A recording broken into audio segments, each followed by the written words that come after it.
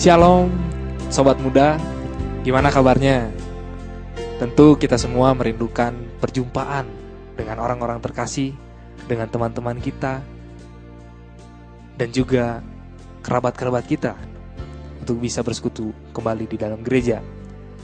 Namun kiranya situasi ini tidak kemudian mematahkan semangat kita untuk tetap mau terus belajar dari firman Tuhan.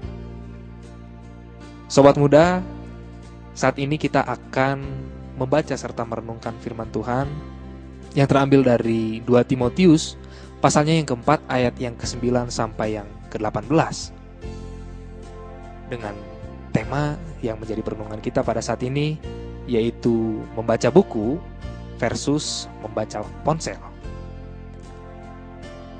Sobat muda, kita tahu bersama bahwa di generasi saat ini membaca buku adalah suatu hal yang mungkin sulit untuk dilakukan, untuk diterapkan bagi anak-anak muda pada saat ini, karena adanya kemajuan teknologi yang semakin cepat dan semakin canggih.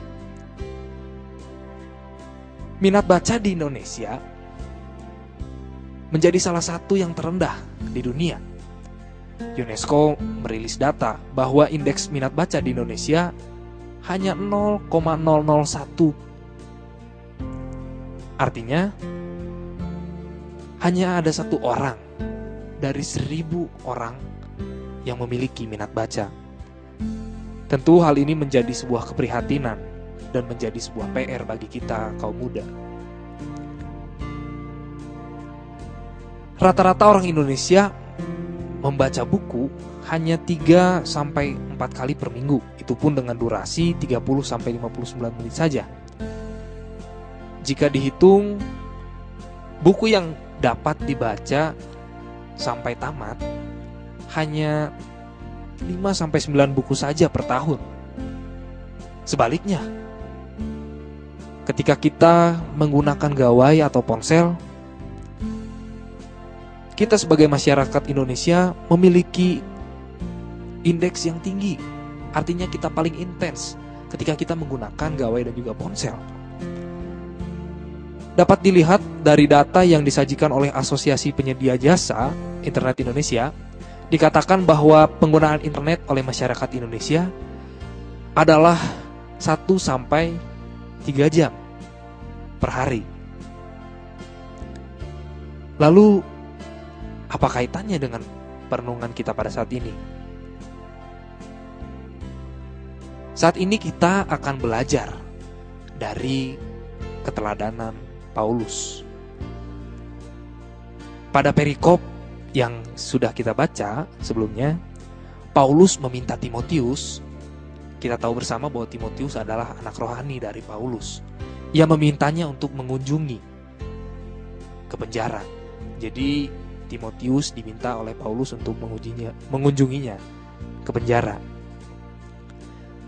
Ia juga menyampaikan dalam pembacaan kita pada saat ini tindakan beberapa orang yang dikenal Timotius yang sedikit menyinggung kelakuan dan tindakannya.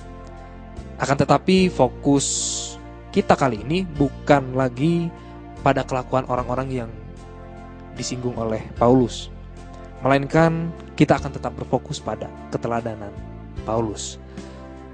Paulus sering menyarankan Timotius untuk bisa menjadi seorang pemimpin yang muda, di mana usianya masih muda, untuk bisa terus memperlengkapi dirinya dengan bertekun di dalam pembacaan akan kitab suci dan juga di dalam pengajaran. Ini tentu menjadi sebuah keteladanan yang baik yang diberikan atau yang disampaikan oleh Paulus kepada Timotius.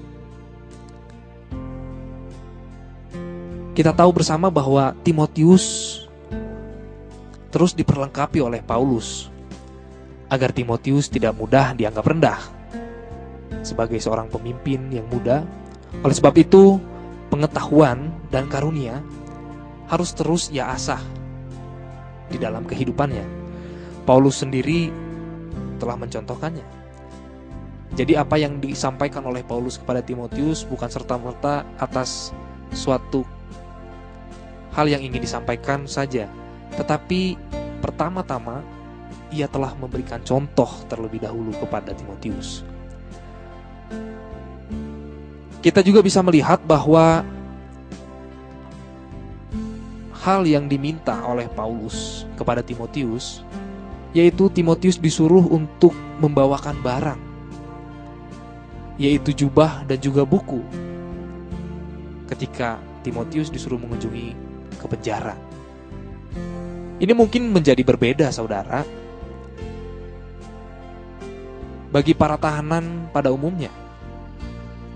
Mungkin para tahanan yang berada di penjara, mereka akan meminta hal-hal seperti makanan dan juga minuman yang bisa memperlengkapi mereka secara jasmani.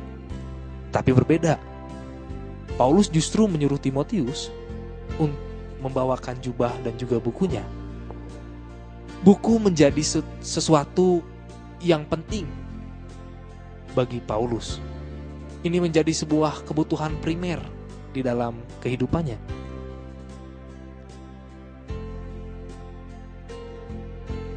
Lalu apa yang akan kita lakukan jika kita berada di posisi Paulus?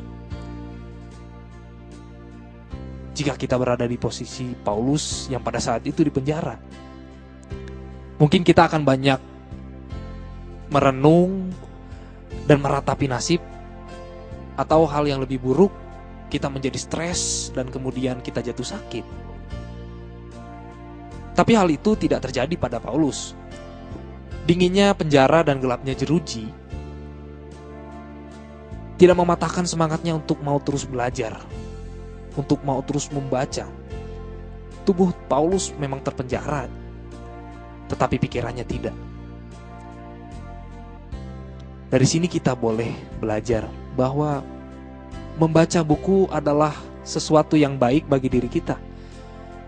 Wawasan kita boleh semakin diperlengkapi, kita boleh melihat dunia secara luas melalui buku, ketimbang kita hanya menikmati ponsel dengan tidak mengambil manfaatnya. Tantangan untuk membaca buku di generasi saat ini memang menjadi tantangan terbesar, apalagi kita sebagai bangsa Indonesia. Tentu melalui perenungan ini kita boleh diingatkan untuk meneladani Paulus. Meskipun kondisinya berada di dalam penjara, tapi ia mau terus belajar, untuk mau terus membaca, ingin terus diperlengkapi. Dan ia pun, jika kita tahu bahwa Paulus pun seringkali menulis dan mengirimkan surat-surat kepada jemaat, artinya ada sesuatu hal yang positif yang bisa ia bagikan, yaitu melalui tulisan-tulisannya. Ia bisa menguatkan jemaat-jemaat yang pada saat itu mungkin mengalami situasi yang kurang menyenangkan di dalam kehidupan umat pada saat itu.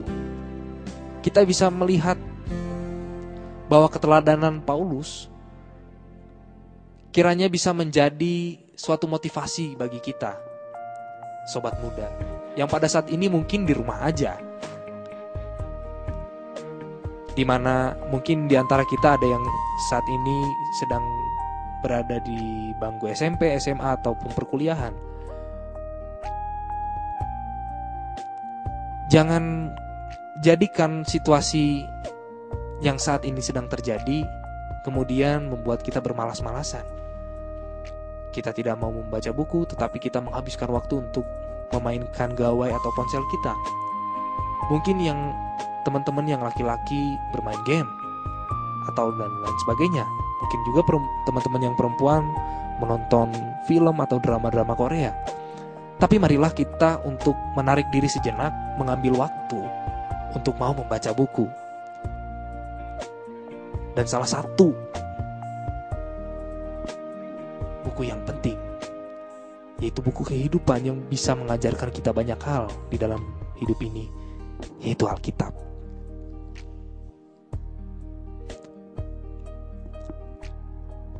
Seberapa banyak waktu kita luangkan untuk membaca Alkitab? Apakah kita sudah sadar bahwa selama ini mungkin kita masih terjebak pada kecanggihan teknologi yang membuat kita lupa bahwa sebetulnya kita masih harus banyak belajar. Kiranya sobat muda boleh meneladani Paulus di dalam situasi apapun, di dalam kondisi apapun. Mari kita mau membaca buku dan juga membaca firman Tuhan, supaya kehidupan kita boleh bermakna dan boleh menjadi berkat bagi sesama kita. Tuhan memampukan saudara. Amin.